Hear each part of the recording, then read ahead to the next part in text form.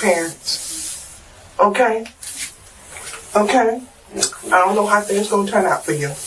I ain't got no idea how nothing gonna turn out. No idea at all. Okay, I had to tell them that I pick y'all up. Okay? I had to tell them I pick y'all up, okay? Mm-hmm. Okay. But I didn't know nothing. I didn't know nothing the second I told y'all don't tell me nothing. Didn't I tell you that? Mm-hmm. Okay. All right, baby. So I'm so sorry you got to go through what you're going through. But if God help you out of this, please get yourself together, baby. And it's going to take a miracle. It's going to take a miracle that we don't have. You can turn me loose now. You can sit back down because I don't know what's going to happen, baby. I don't know what's going to happen. Your grandma don't know. Ain't nothing we can do to help you now. It's all over now. I know. It's a hard pill to swallow. You can't see my brothers no more. No, nobody. That's why when you have your precious time, it should be precious time.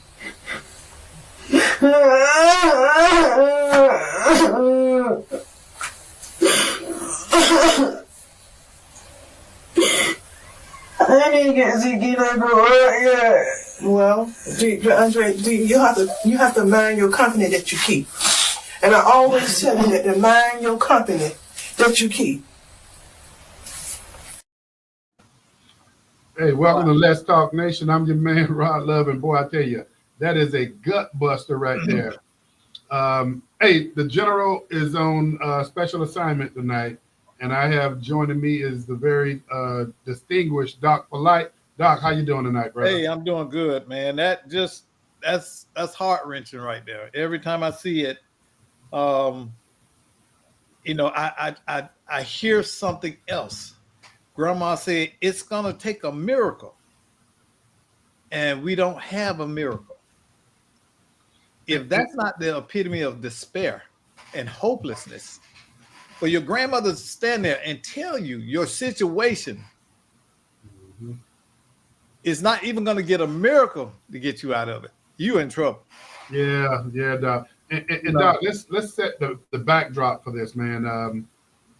What we wanted to go ahead and bring to the audience tonight is something that happens all too often, and that is young people finding themselves in situations that changes their life forever. And that is, that young man that you just saw, and I guess we're gonna assume, and I'm gonna just use that word, that this young man was involved in something that was life-changing. You heard the grandmother tell him it's gonna take a miracle, but there are some other messages in that, Doc. And what's some more of those messages that you picked up? Well, we frame this thing up of and I'm gonna go ahead and tell the people what this is based on. We had a conversation the other week, and we got a hold of this clip, and the clip alludes to the concept that we all have 3 yards, that we have to make a choice whether to live in those yards. And one is the home yard. The next is the prison yard. And the last is the graveyard. And we have a duty to take and care for children so that they don't end up in the graveyard or the prison yard. So we got them at home. While we got them in the home yard, we need to equip them to avoid the graveyard and the prison yard. And watching this clip, I mean, Rod, me and you, we've been chewing this thing a week, and every time we look at it, it's just something else sticks out. Yeah, Because think about all those life lessons that we've gotten, that we've ignored from our own parents. And the grandmother starts out by saying, you need to you should have listened to your parents.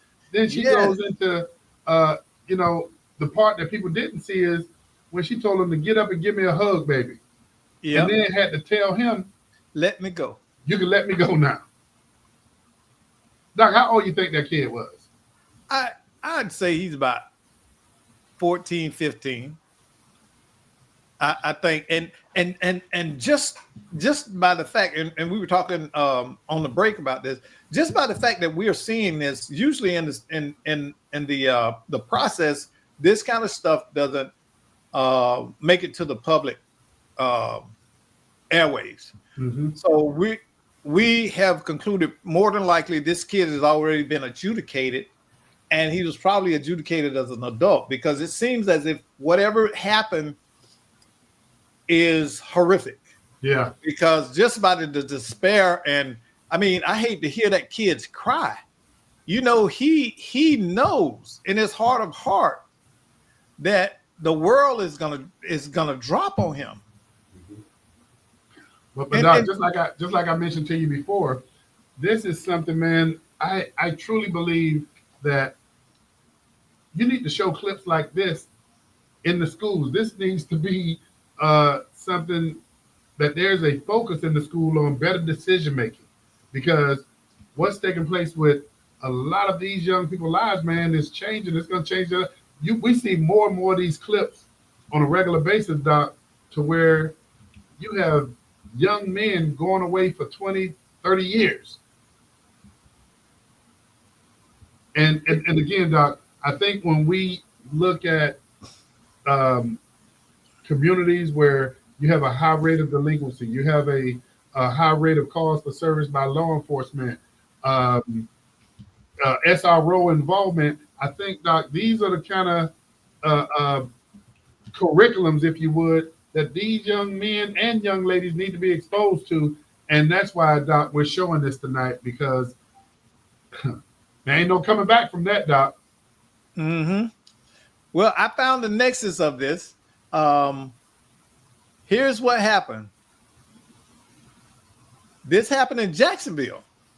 Okay. And the young man was sentenced to 35 years in prison. For murder. He's 18. He was 18 years old? Mm-hmm. Man. Doc. But it happened before his 18th birthday. So he'll be able to file an appeal after 24 years. After 24 years. 24 years. Hey, but Doc, that's why we need to open this up to those of you who are tuned in to Let's Talk Nation. We're talking tonight about what are some of the solutions. I mean, for those of you who saw the video, and Doc is going to be rolling some other footage as we get into this evening, but what are some of the solutions that we can wrap our arms around? What are some of the things that we can do to impact young people before they get too far down the road like that young man is? Well, you know, we've been chewing on this this problem in society for the last 40, 50 years, right? And it doesn't get any simpler, nor does it get any easier to discuss, because it seems like it's a never-ending cycle.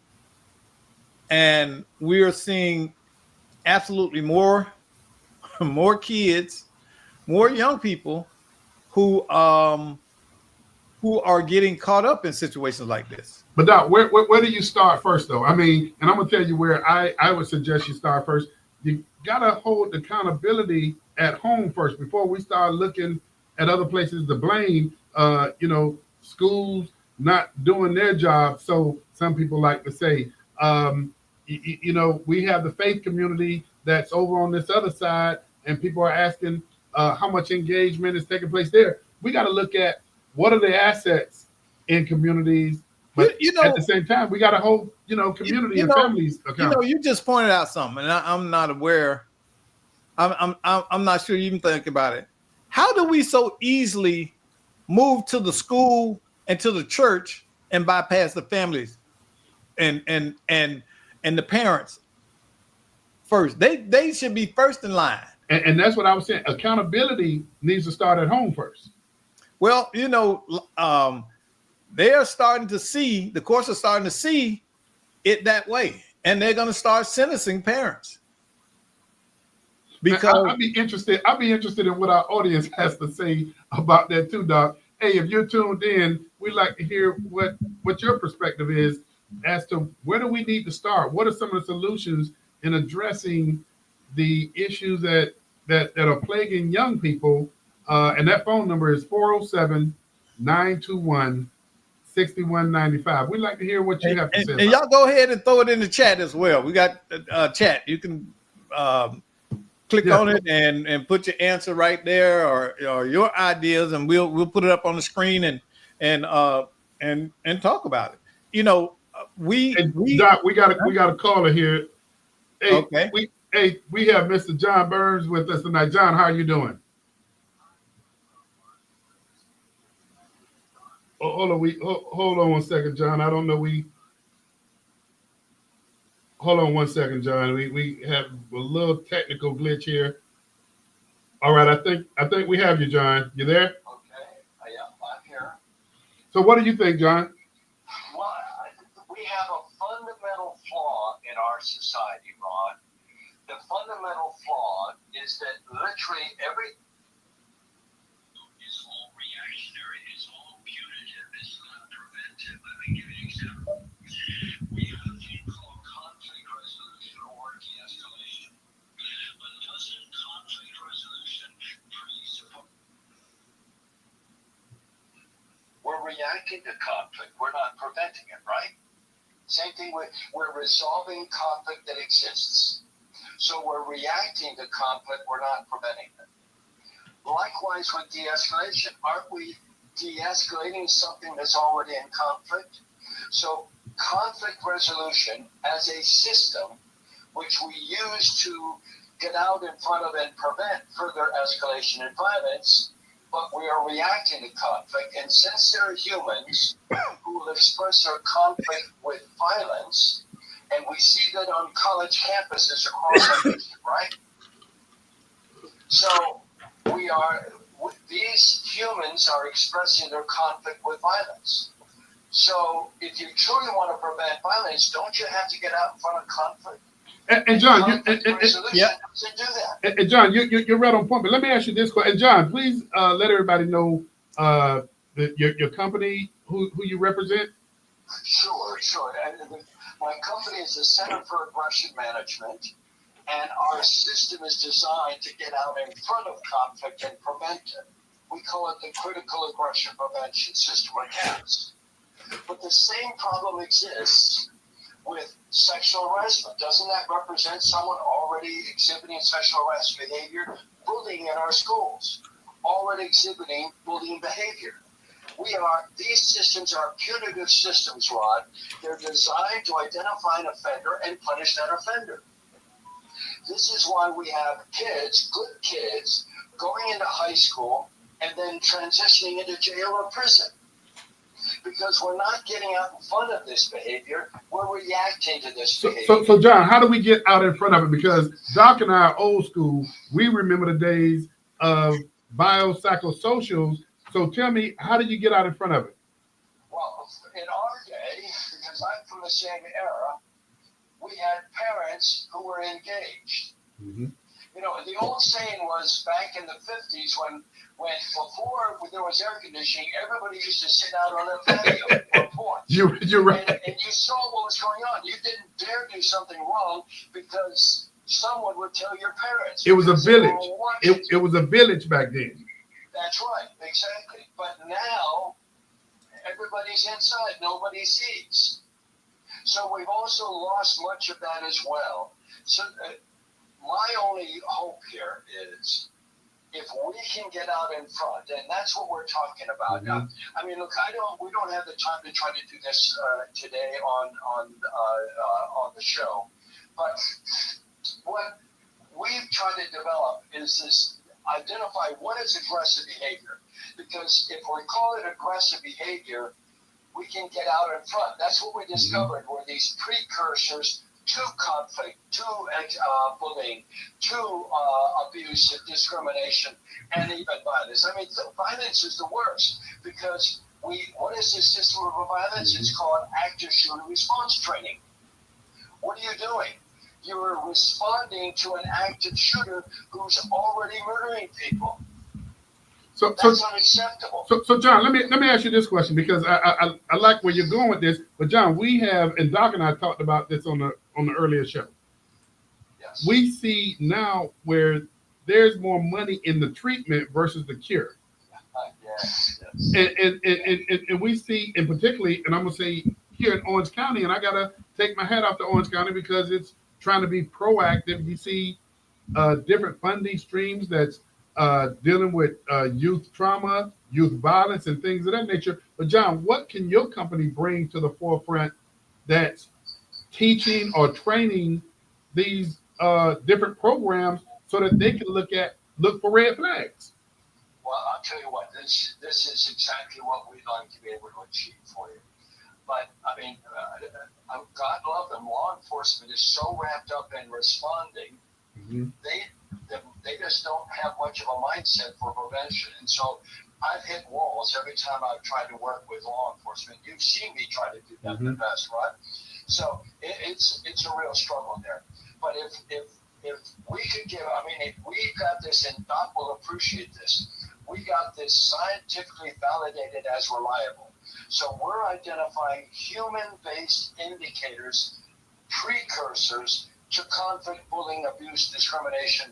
So by training people what these precursors are, and then you give them the skill sets. Number one, not just to diffuse, but to redirect. And that's a key element here, because we're teaching people not just how to identify these behaviors that are, again, scientifically reliable and do not violate HIPAA, because we do not use mental health assessments. They're too subjective. They're notoriously inaccurate. So we don't use mental health assessments or psychological evaluations. Number two, we do not use culture, gender, education, age, sexual orientation, or religion. So we don't violate FERPA in our schools, and we do not violate the Civil Rights Act of 1964. What does that mean? It means that we can record and track aggressive behavior with a certain impunity. That's unheard of, because everybody is keeping data, and Doc, I'm sure you'll appreciate this. Everybody is keeping data or trying to keep it confidential. Why? Because if it does becomes divulged, then you're going to have people breaking the HIPAA, FERPA, or the Civil Rights Act. Well, ours doesn't. So we can keep ours confidential, but you don't have to. So John, are you working with any of the schools? I am trying to work with schools, but they're so caught up in the state required. The state put together the app, the Fortified Florida app, and I said to them when I was working with several of those groups back when they were trying to put that together, and I said, guys, if you don't have a CAPS component to this thing, it's going to get shut down. Why? Because anybody can say anything. And the moment some kid says that girl is crazy, you've broken a rule. So before you know it, you're going to wind up getting this thing that's going to be. And I spoke to the Orange County's police chief, the Orange County Public Schools police chief. He said, John, I really like what you're doing, but I don't have bandwidth for more, because anybody can call in anything, and I have to respond to it. Yeah. Because if I don't, and something horrible happens, then that's gross negligence, and that actually puts us at risk. So I would love to work with schools, but I keep hitting this wall, because the wall is we have to do what the state tells us to do. That means I have to get even more political and try to go through Tallahassee, and that's been a nightmare. I don't have the funding to do that kind of game. Well, John, I know you've been out there, man, and I mean, you've been working it, and you've been really raising the flag to say, hey, here's help. That's right. And so, man, you're always welcome on Let's Talk Nation. And John, I think, man, as I mentioned to Doc earlier, there's this story about these kids floating down river, and you see people going in the river, getting these kids out. I think we need to go upstream and figure what's throwing them in the river. And so with that being said, John, I think I don't know what your engagement has been on the prevention side because, I got to, again, take my hats off to Orange County. I know the city of Orlando's doing some things too, but I think there's a place for what you're doing that can actually train providers to look at working with these kids in high risk communities in particular. Yeah, Rod, what we've done is we call this the Aggression Prevention Masterclass. We're offering the training because when you try to put the whole system in, it means you've got to get all these approvals for the software, you've got to get all the approvals for training all the people. But so we've created what we call the Aggression Prevention Masterclass. It's inexpensive. Any one person can take it. So if you're a parent or you're a school, someone working in schools that just want these skill sets for a nominal cost, you can get in and learn these skill sets. And we're actually doing something now where we're actually going to give your first year of the CAPS mobile app. We're going to actually give that to you if you take this course. And it's actually a combination of two courses. We teach you how to identify all these behaviors. They're all in the app. And then we teach you how to engage and redirect. And that's the key, Rob, because here's the key. We train people to identify not only that they're being aggressive, but the path that they're on. Mm-hmm. Remember, humans tend to do what they perceive as in their best interest, right? Mm-hmm. So we're training people to recognize that the path that this person is on has got consequences. And the consequences are that we're training people to convince this aggressor that those consequences do not want those consequences because they're that bad. Now we redirect them. We give them an alternative path. This alternative path is a constructive path. It's a positive path. It addresses their issue, but it doesn't have any of those consequences. Hey, John, two things, man. I want to thank you for calling in, but two things before I let you go. The first one is you kind of pull the onion back for me to a degree to where I'm sitting here and I'm listening to you. And Doc, this goes along our conversation. Mm-hmm. This can directly relate to families. When we talk about accountability, yes. Parents can actually go and receive this training. So if they see some of these triggers or red flags in their own children, they have the tools that they need. That's the first thing, John. Absolutely. The second thing, John, how would anybody get a hold of you, man, if they're interested in, just engaging you for your training? Well, first of all, our website is aggressionmanagement.com. It's that simple, aggressionmanagement.com. Anybody who wants to call me and get access to this training, my telephone number is 407-718-5637. And if you didn't get a chance to write that down, you go to aggressionmanagement.com. That number is there on the front page. My email's there on that front page. Get in touch with me. I'm happy to give you the details so you can do it for your school or your family. It really is a solution that is desperately needed right now. And when I hear you talking about how do we get out in front of this and prevent it and stop having kids go to high school and then to jail and to prison, this is a system that is scientifically validated as reliable, and it does not violate any of those landmines that people are scared of. Hey, John, man, let me thank you. And you're always welcome, and you bring a wealth of knowledge and information. And once again, everybody, this is Mr. John Burns. He is the president, founder of Aggression Management, and you can contact him at area code 407-718-5637. John, thank you once again, man. Appreciate you, my friend. My pleasure. My great pleasure. Right. Take care. Bye-bye. Hey, and so, we have a wealth of information for you. And we have folk out there that can actually bring a great deal of value. Doc, we were talking about accountability. And John was absolutely right. So much of this is because we're not teaching living and life skills, we're subjecting our society to where we are now. We are not teaching. See, it's funny. We can go and learn about dead Englishmen from the Enlightenment period, Plato, Shakespeare, and all these people, but we're not teaching people how to live now, so that we have a safe and constructive society. Hey, Doc, here's something that John brought up, man. And I John we've known John, man, for some years now, man. I mean, what he brings to the table is of great value. Mm-hmm. But I don't know, man, why I never thought about the fact that you don't have to wait till you go to a school. And, I heard John talk about, his engagement or his attempted engagement with law enforcement to provide this training to them as well. But just think about this.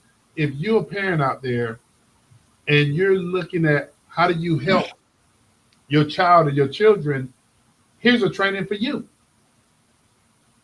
Mm-hmm. Here's the tools that you need. And for those of you who didn't get the phone number, it's scrolling across the screen right now, but you can also go to aggressionmanagement.com and you can follow up. And I would encourage the faith community to look at reach out to him. Yeah, because it can help. Many times I think pastors get those parents that come in, and the parents are usually at their wits' end. Yeah, maybe this can become a resource for them. You have to know how to use everything available, man. And the problem, Doctor, where you're going with this, the problem is a lot of people don't know where to go for help. Well, yeah, but you know something else that I thought about too, as John was talking, is the fact that, Rod, when you were coming up, did your mom say everything in front of you? No. Okay. And they would often tell you what? Stay out of grown folks' business. Mind your business. Hey, Doc, we live in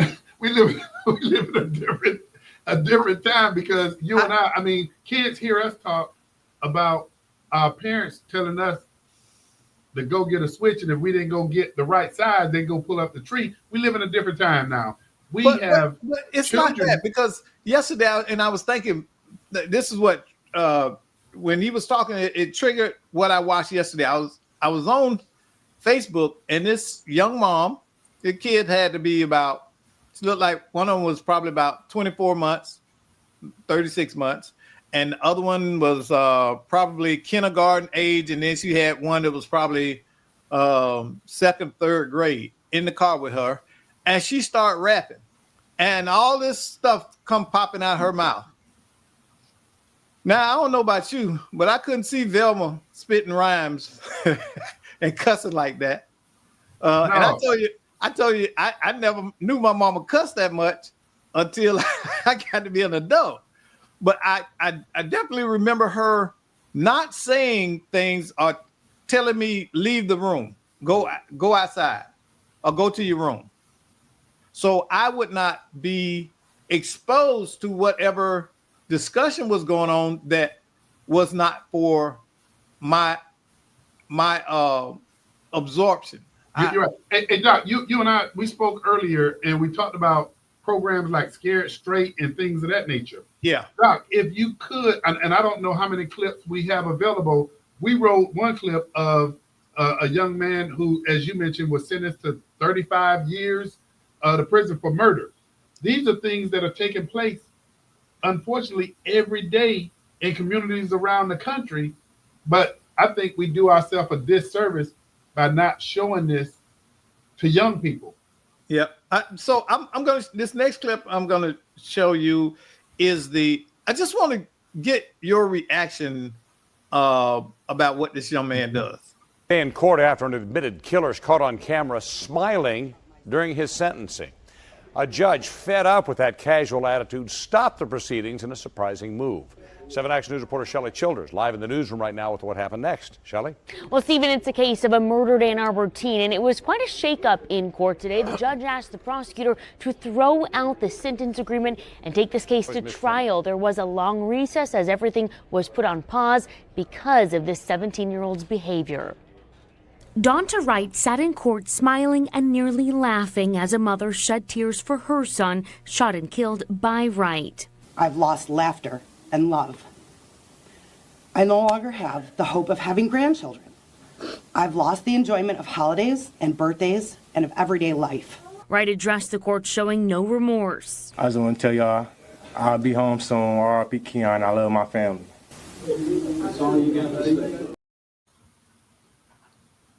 The coldness and callousness belays that young man's years.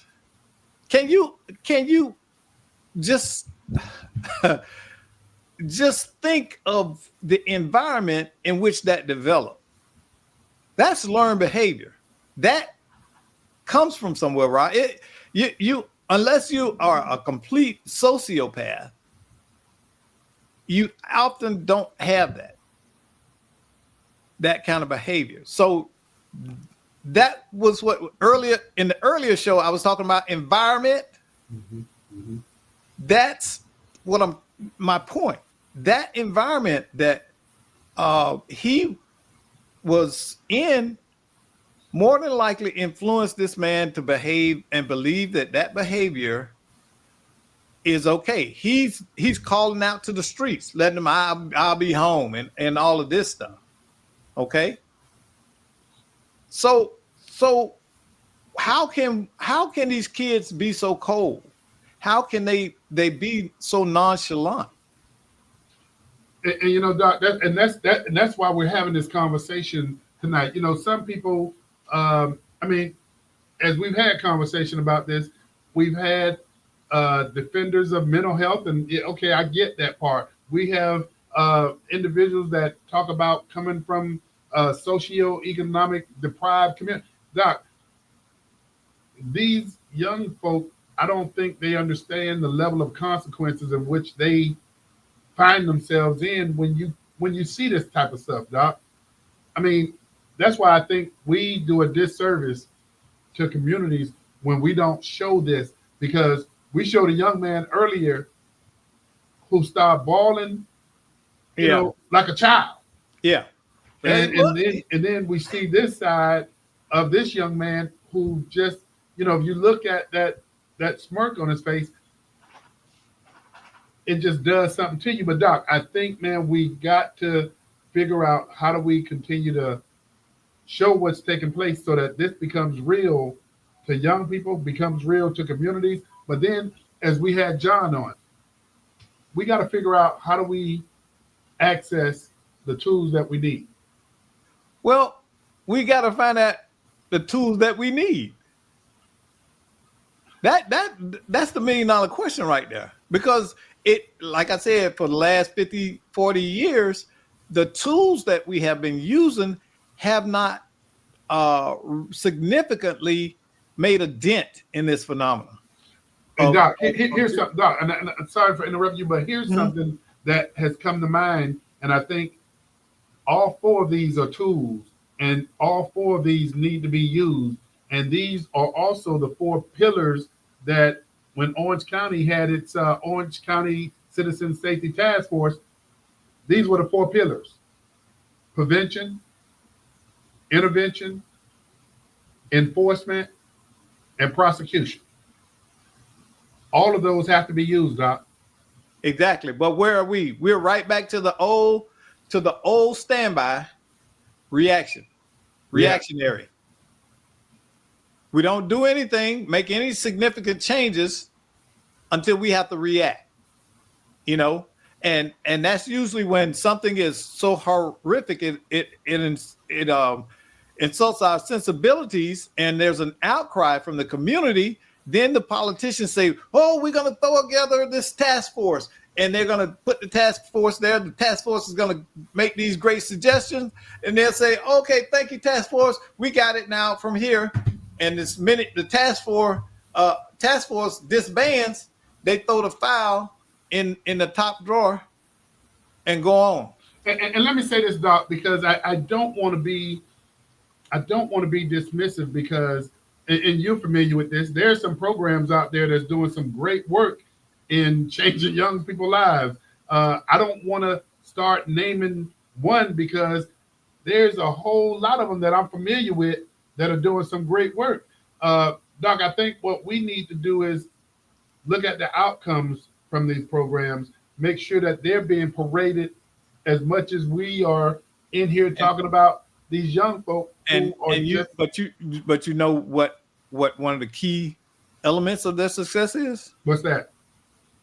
They have very little government interference. A lot of them are not so much. Government might give them some funds, but they tend to be run by people who are passionate about what they're doing, and those people are fundraisers and can get other means. The moment you go and I'm just being real. The moment you go to the city, you go to the county, you go to the state, there is some oversight. Now, some people don't like that. We know why there's oversight, and there has to be some oversight. You're right. You're absolutely correct. It is, y'all, and I'm not knocking any government entity. What I'm saying is, many times the government entities have been burned because people say they're gonna do and they don't do, and that's why the process has become as complicated as it has. And Doc, what you're speaking of is, and let's just go ahead and put it out there. There is a great deal of accountability that comes with, utilizing taxpayer dollars to be able to provide the services. So that I'm with you 100%. Yeah, because I personally know some people that have gotten funding and stuff, and they didn't do what they were supposed to do with it. And so you can't help but it's about the outcomes, Doc. It's about the outcomes. Yeah, it's a double-edged sword, and this is why it's so important to understand bad actors in our community and not support them. But I think also, Doc, here's the other side of it. We got to figure how we work together. How do if you're providing mentoring services, but then there's a mental health component that your organization doesn't have a level of expertise in, how do you engage with that mental health resource in your community? If you have girls in your household and you're looking for a gender-specific program that's catering to girls, I mean, I think we can't do this or that. I think we got to do both. Right. It shouldn't be that, but resources are limited, and you can't feed everybody. And sadly that's it.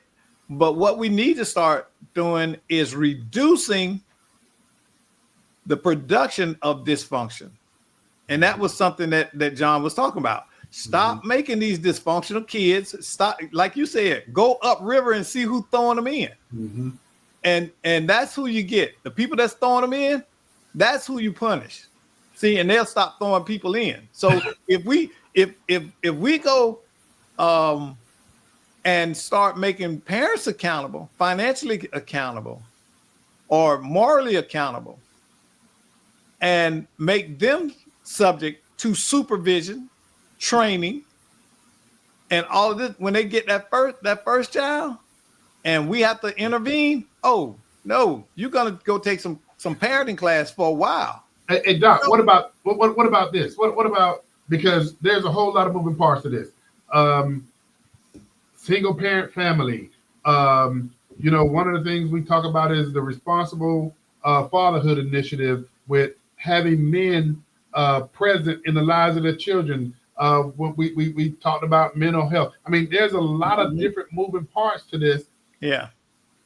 How do we figure out not somebody who has the authority or an entity that has any authority over these entities, but somebody who is the clearinghouse, man, an entity that's guiding and directing some traffic so that organizations that don't have an expertise in this can refer to an organization that does it with that. I mean, I just think it has to be a way to do this so that we can provide wraparound services community-wide. We are not in the place where we are making people accountable enough before the problems start.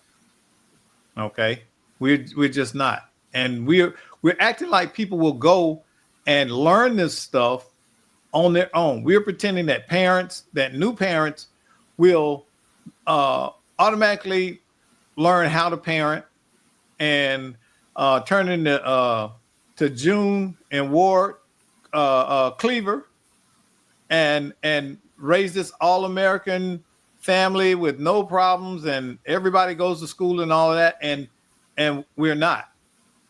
Too many of our kids under 18 are having encounters with law enforcement. Too many of them don't respect authority. Look, I could not teach school for all the rice in China. I'm sorry. I just could not do it in this day and age because the amount of problems that the teachers have to manage.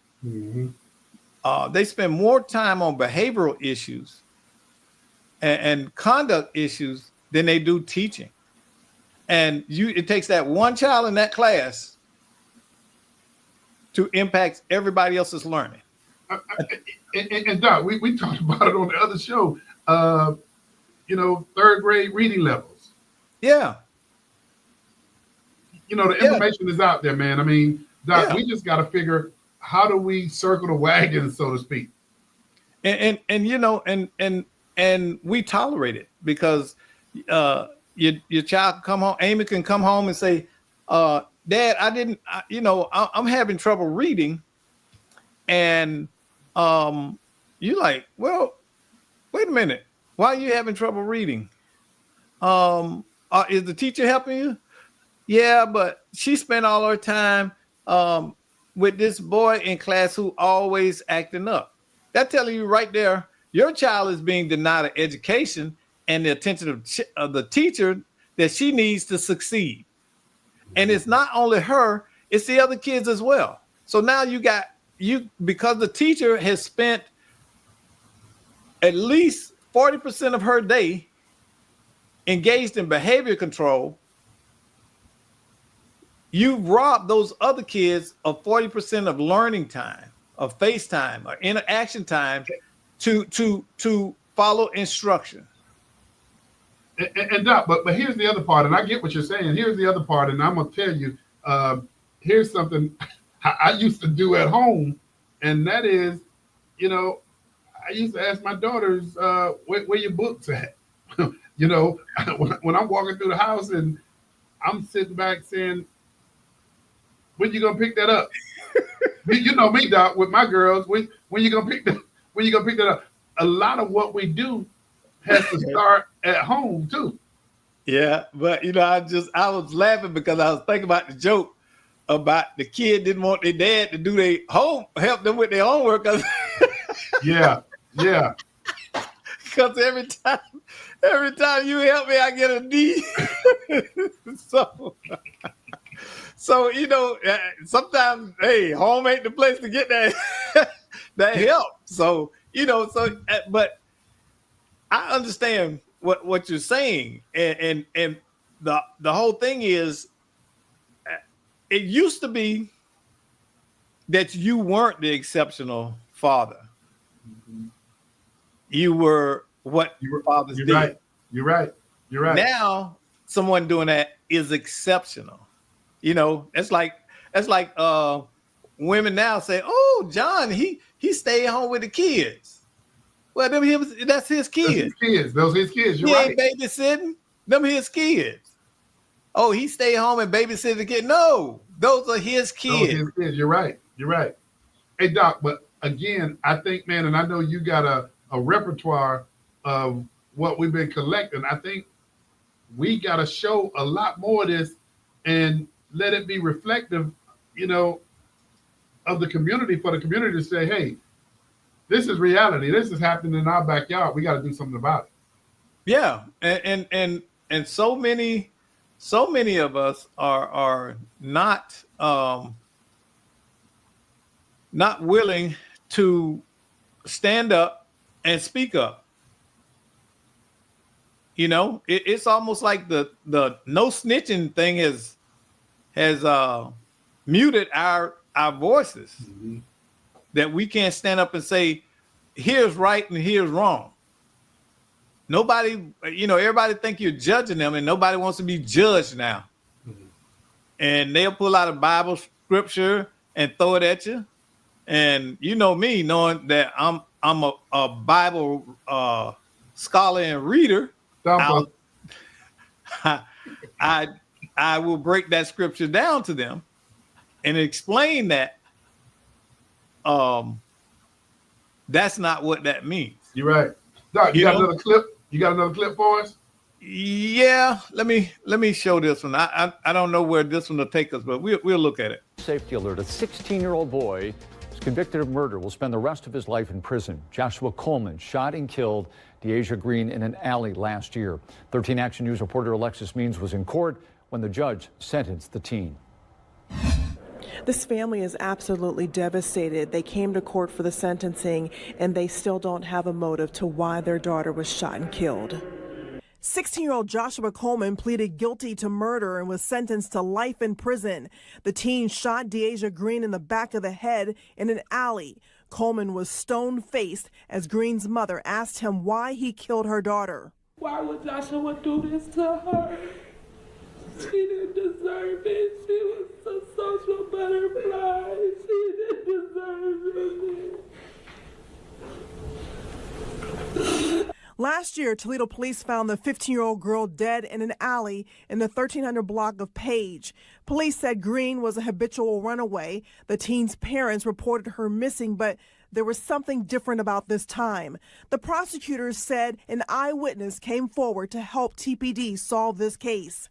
I can't tell you enough how important it is for, if you see what's happened to someone, to come forward. And we had an individual that did that, and that takes incredible bravery. Judge Michael Goulding.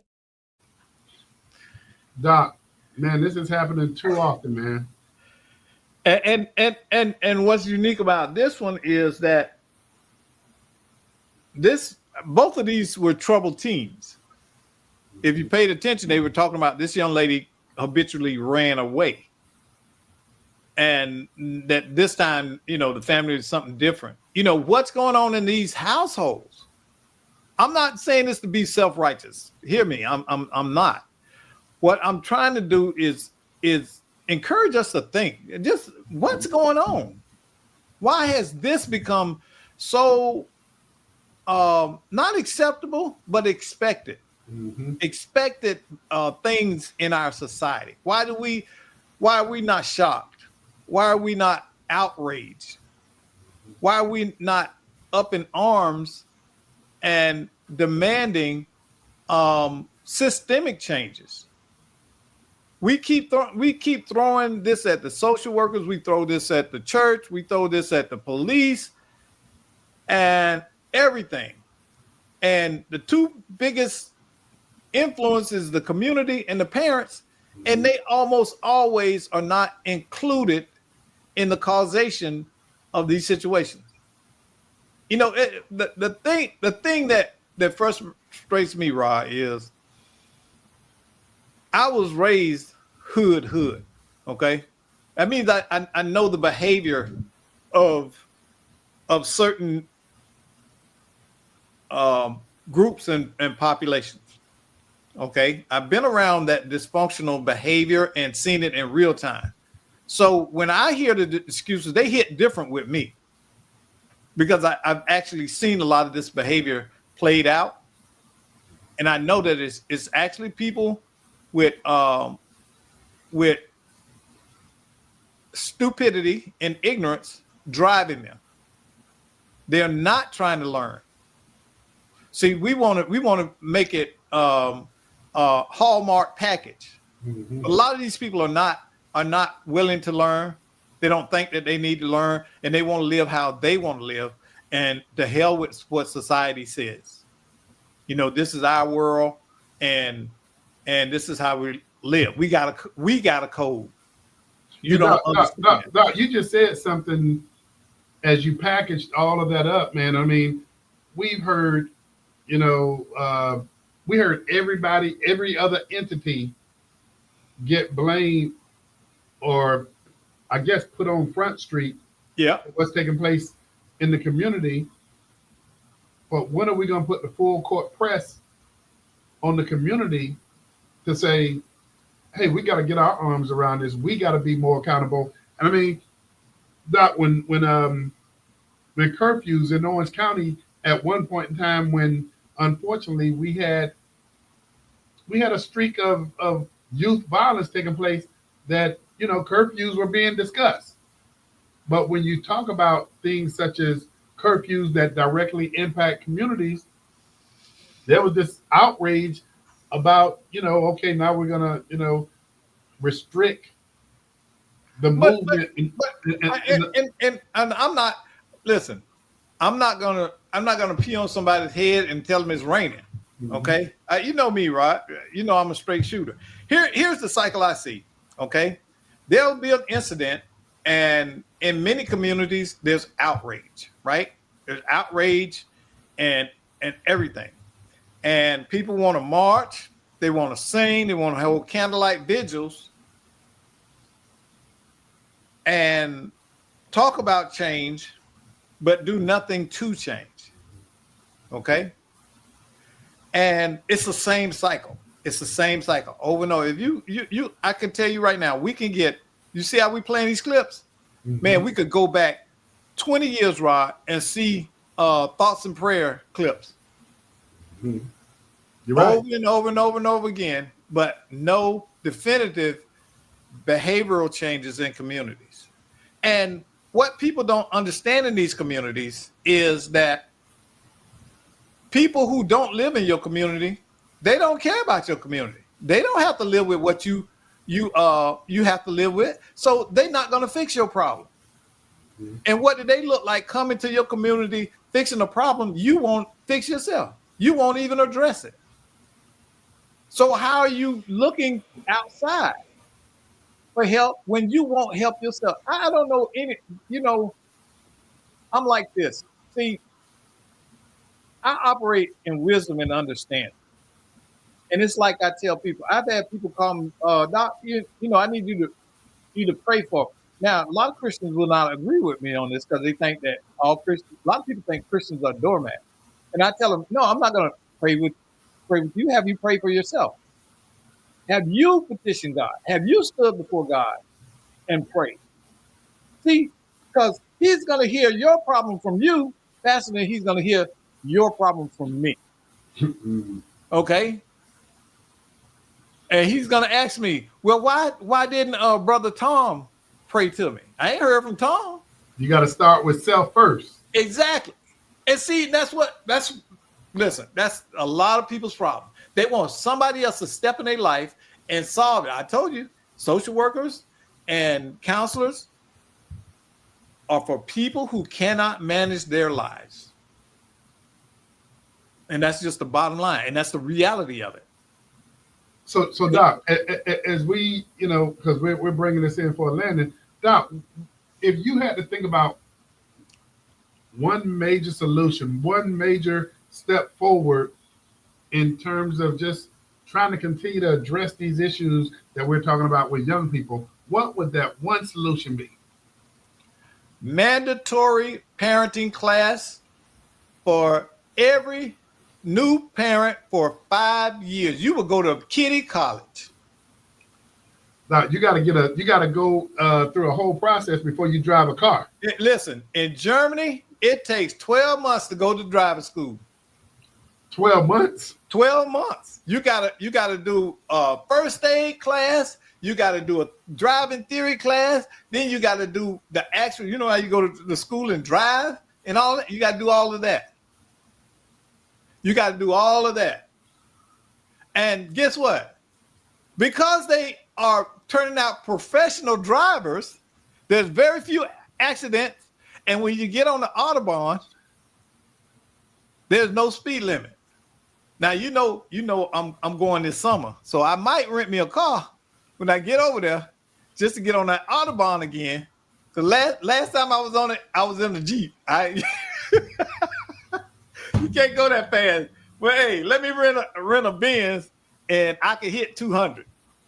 And we don't want There's you doing no 200. speed limit, Rod. Hey, Doc, you know, we've talked about a whole lot here, man. And one of the things that we focused on too was consequences. Before you and I went live, and I'm gonna end us with this, and I want your contribution. Remember, we went back to 1994. Singapore. Yeah. Michael Faye. Michael Faye. And I mean, we've been around for a little while. Go ahead, Doc. Tell people what happened to Michael Faye. Okay, in 1994, Michael Faye, an American team, was in Singapore, and he sprayed some graffiti on the wall. When subsequently he was arrested and tried and found guilty, and they sentenced him to 6 lashes with a cane. Now, if y'all never seen those canes, what they do, it's a cane pole, but on the end of it, they split it, right? And that's what the split end is what they beat you with. You get them lashes with. So all of this now, this is an American kid over in this country. Now, in this country, they're very strict. They don't play that. And it ended up because the United States government stepped in with an appeal and all that, they reduced it down to 4. And that was leniency. So he got out of 2 of them. Hey, Doc, do you think he stole any more street signs? Man, I bet he's the most tamest American ever. Hey. That's like Turkey. Do you know how harsh the penalty is for bringing marijuana into Turkey? Well, I don't know, but Doc, who was the WNBA basketball player? Where was she coming back from? Yeah, that was Russia. She was in Russia. Well, that was more political than anything else. But there's a movie called Midnight Run. Came out years ago, and it's about a young man, American, who got caught with hashish in Turkey. Well, they make hash in Turkey. Don't ask me how I know. But your military travel. Hey, Doc. Anyway, I'm gonna bring us on in because we don't want to go through your military travels because you've been all around the world. But hey, for those of you who've been tuned in to Let's Talk Nation tonight, Doc Polite and I were just having a conversation about we need to make sure that we focus and hone in on and Miss Cheryl talks about hold up and does he get and did he grasp his consequences? I bet you he didn't steal any more street signs. No, it wasn't. It was graffiti, wasn't it? Street signs and graffiti? And graffiti, yeah. Oh, okay. Okay. Hey, but you know what, Doc? I'm going to bring us in for a landing, man. This has been a great conversation, but I think we need to keep more of this out there. And, man, if I had my druthers about something that needs to be really replicated in the school system with as many young men, and especially young black men, based on their representation of the population of African American compared to the consequences of being represented in corrections, juvenile delinquency. Hey, this is the kind of conversation we need to be having, not just with these young people, but with their parents as well. So for those of you who tuned in, we appreciate you. Doc Polite, you know I appreciate you, man. John Burns, Miss Cheryl Walker. Hey, thank y'all for tuning in. And until next week, and I think the general will be back from special assignment. Tune in to Let's Talk Nation. We look forward to having you.